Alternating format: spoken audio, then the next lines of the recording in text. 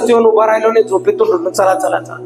काही लोक झोपेतून उठतात आणि ठेव डोक्यावर आण, ठेव डोक्यावर आण. हा, तसं करू नका, तसं करू नका. खरंच सांगतो, पुष्कळ जण तसं केल्यामुळं काय झालं, त्यांना त्रास झालेला आहे. अभिषेक नाही, प्रार्थना नाही, प्रार्थनेचं जीवन नाही, दिवसभर प्रार्थनेत वेळ घातला नाही, आला माणूस ठेव डोक्यावर आत, आला माणूस ठेव डोक्यावर आत. आणि मग काय होतं, त्या माणसामध्ये जेवढे दुष्ट आत्मे आहेत, जेवढे त्याच्या पाठीमागे लागलेले आहेत, जेवढे त्याच्या शरीरात आहे, जेवढे आजार त्याच्या शरीरात आहे, हा अभिषेकाने नाही प्रार्थना करत, जस्ट आला आणि हात ठेवतो की मी आहे म्हणून चांगला पॉवरफुल मी बायबल वाचतो. जेवढे दुष्ट आत्मे तिकडचे आहे, ते तिकडचे म्हणतात आता इसको छोडो. असं करायचं नाही. भावना वेगळी आणि अभिषेक वेगळा. काही लोक भावनेत हात ठेवतात, भावनेत हात ठेवत. मी तर ठेवत नाही. मला जर देवाचा आत्मा नको ठेव, मी नाही ठेवत. मी कशाला घालून घेऊ आत्मा दुष्ट आत्मे. मला माहितीये मी आज प्रार्थनाच केली नाही दिवसभर. मला माहितीये मी फुल ऑफ चार्ज नाही. आपला मोबाईल जसं चार्ज नसल्यावर बंद पडतो, कॉल येत नाही, काय येत नाही, तसं अभिषेक आहे. अभिषेक येताच मी अभिषिक्त झालो देवा, आता याच्यानंतर मला अभिषेकाची गरजच नाही. आता मी त्यावेळेस 2003 अभिषेक्त झालो होतो, माझ्यावर देवाचा आत्मा आला होता आणि आता मला अभिषेकाची गरज नाही. तोच अभिषेक घेऊन मी आजही चालत आहे, असं होत नाही. फोन एकदा चार्ज केल्यावर तुम्ही लगे वर्ष वापरता का? बाळक साहेब, आमचा ना ऍपलचा फोन आहे आणि मी तो एकदा चार्ज केल्यानंतर 10 वर्ष चालतो का? नाही चालत. कसं आहे, अभिषेक एकदा आला म्हणजे सोडून द्यायचं सगळं, प्रार्थना न करायचं, बायबल न वाचायचं, तसं नाही. प्रार्थनेचं जीवन असावं लागतं. म्हणून जर तुम्ही एखाद्याच्या डोक्यावर हात ठेवता, त्यावेळेस फार विचारपूर्वक ठेवा की प्रार्थनाचं जीवन आहे का, मी आज प्रार्थना केल्यात का, मग मी पुलपिटवर आलो का, आणि मग मी हात ठेवत आहे का. कारण की हे आत्मिक युद्ध आहे. हा शरीराने दिसत नाही. आत्मे मागे लागतात, दुष्ट आत्मे, आणि मग आजारा मागे लागतात. मग आपण म्हणतो, अरे मी तर किती प्रार्थना करते, मी किती प्रार्थना करतो, मी त्या दिवशी जाऊन चर्चमध्ये किती लोकांसाठी प्रार्थना केली, आणि माझ्याच घरात एवढे काय भांडण लागले, माझ्याच घरात एवढे काय आजार लागले. याच्यासाठी लागले कारण की तुम्ही ओळखलंच नाही माझं प्रार्थनेचं जीवन कसं आहे, आणि न कळत तुम्ही जाऊन शरीराने हात ठेवला, तुम्ही आत्म्याला प्रेरणाच दिली नाही, देवाला बोलूच दिलं नाही, आणि त्याच्यामुळे तुमच्या जीवनामध्ये ते जेवढे दुष्ट आत्मे तिकडे होते ते तुमच्या जीवनामध्ये ट्रान्सफर झाले आणि तुमच्या घरात त्रास सुरू झाला. आता तुम्हाला परत अभिषेकाची गरज आहे. म्हणून अभिषेक वेगळा आहे. मला ते सांगायचंय तुम्हाला.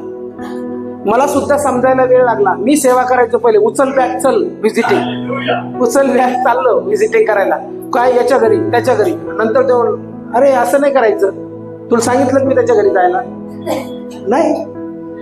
काय चाललंय मग? पोटाची व्यवस्था चालली. ही सेवा नाही. पोटासाठी सेवा नसते. ते तर माझं शरीर पोट भरण्यासाठी आहे. ते 70-80 वर्षे भरलच.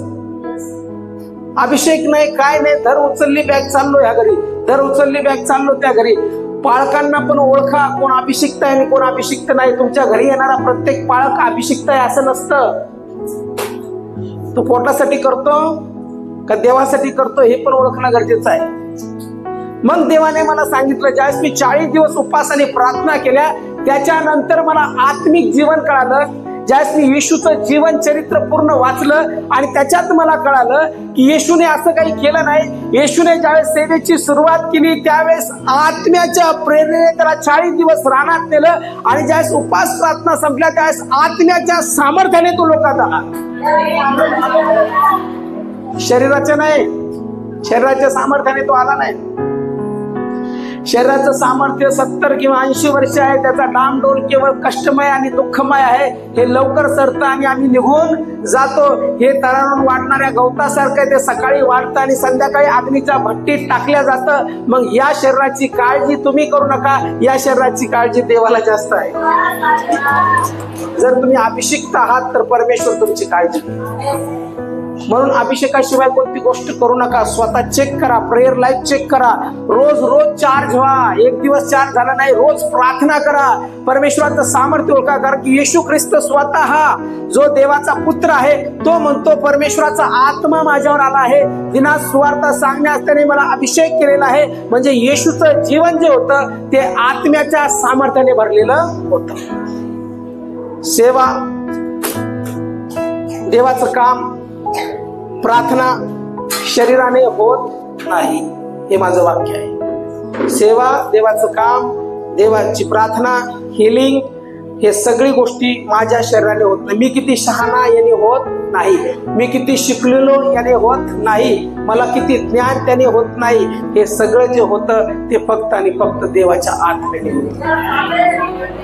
म्हणून जकर्याच्या पुस्तकात म्हटलेलं आहे, बलाने नव्हे पराक्रमाने नव्हे माझ्या आत्म्याने कार्यसिद्धी होईल. आणि तोच आत्मा आज या ठिकाणी. किती जणांना असं वाटतं आज माझ्यावर अभिषेक उतरावा. रिअल अभिषेक, फेक अभिषेक नाही, रिअल अभिषेक. बोलण्याचा अभिषेक नाही, चालण्याचा अभिषेक. चालताना पण कार्य झालं पाहिजे, असा अभिषेक माझ्यावर उतरावा. असं जर तुम्हाला वाटत असेल तर मी तुम्हाला म्हणतो, 1, 2, 3 म्हणायच्या अगोदर जो उभा राहील त्याला अनॉइंट करण्यात येईल. बाळासाहेब तेल रेडी आहे ना? रेडी राहा. तर नाही नाही नाही, हे चूक मी म्हटलो नाही, असं म्हटलो नाही. 1, 2, 3 म्हणायच्या उभं राहिले ना तर लगेच तुम्ही उभं राहा आणि समोर या. आणि मग त्याच्यानंतर आम्ही अभिषेकाचं तेल आणलेलं आहे आणि अभिषेक तुम्हाला करण्यात येईल. पास्टर लोक या ठिकाणी आहेत, पास्टर सूरज समोर येतील.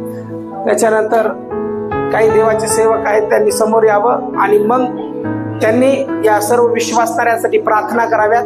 आणि जशी प्रार्थना होईल, आता तुमचं काम आहे विश्वास ठेवणं. जसं हे तेल, जसं मी सांगितलं की दाविदाच्या